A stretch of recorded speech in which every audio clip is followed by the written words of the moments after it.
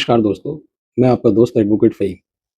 आज फिर एक नए मामले पर हम चर्चा करेंगे और ये चर्चा बहुत अहम है और ये उन सब लोगों के लिए अहम है जो किसी न किसी विभाग से सरकार के बहुत ढेर सारे अलग-अलग भिन्न-भिन्न प्रकार के विभाग हैं और सबसे जुड़ा हुआ है।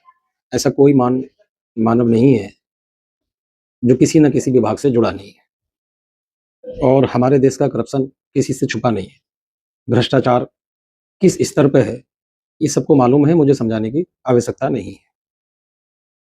अभी हाल-फिलहाल में 2 से 3 दिन पहले की ऑर्डर है माननीय उच्चतम न्यायालय का, सुप्रीम कोर्ट ऑफ इंडिया का। एनसीईआरटी ने अपनी पुस्तक में एक पाठ्य पुस्तक और एक अध्याय ये जोड़ा न्यायपालिका के भ्रष्टाचार के मामले में।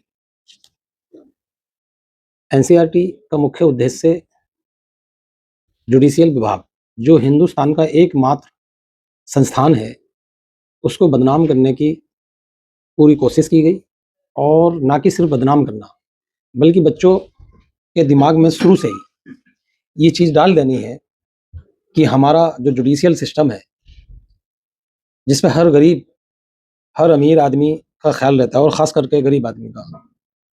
चूँकि मैं डिस्ट्रिक्ट कोर्ट में प्रैक्टिस करता हूँ और एक छोटे ज़िले से ताल्लुक़ रखता हूँ।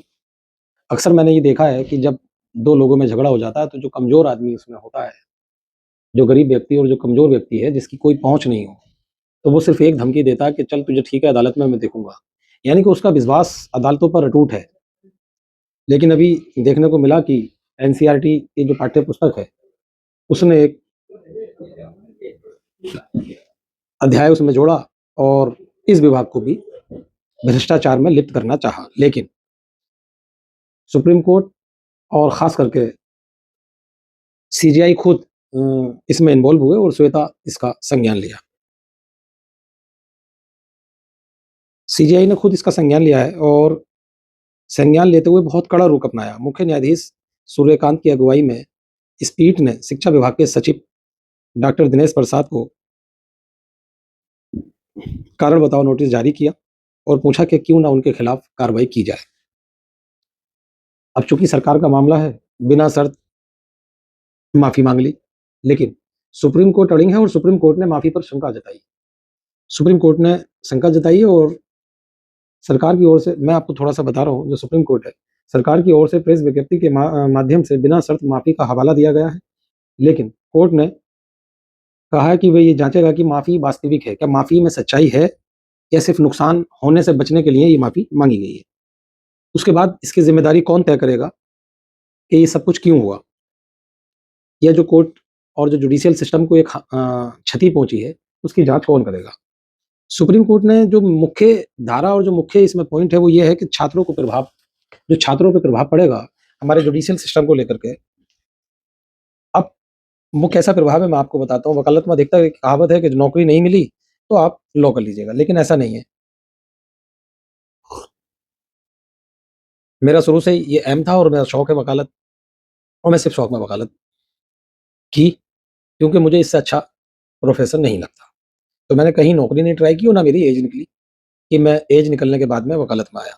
सुप्रीम कोर्ट ने पाया कि पाठ्य पुस्तक केवल छात्रों तक सीमित नहीं रहेगा, बल्कि शिक्षा, अभिभावक और समाज पर भी असर डालेगा। यही मैंने शुरू में कहा कि ये एनसीईआरटी लोगों के दिमाग के साथ खेलना चाह रही थी और सारे विभागों की तरह जुडिशियल विभाग को भी भ्रष्टाचार के रूप में स्थापित करना चाह रही थी। लेकिन कोर्ट ने स्वतः संज्ञान लिया और इस पर कार्रवाई की। हालांकि एनसीईआरटी ने किताब का वितरण भी रोक दिया है और डिजिटल सामग्री की जांच भी होगी।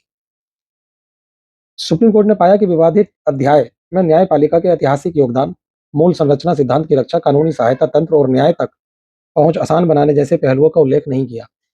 ग्रामीण न्यायालय, स्थायी लोक अदालत, कानून जागरूक प्रोग्राम, स्कूलों में प्रोग्राम, मध्यस्थता केंद्र, मूट कोर्ट, इतनी ही ऐसी कार्रवाई हैं जो आम जन तक, अगर मैं ये वीडियो बना रहा हूं तो मेरा सिर्फ मकसद एक ये है कि आम जन तक कानून पहुंचे और कानून की जानकारी उनको होनी चाहिए।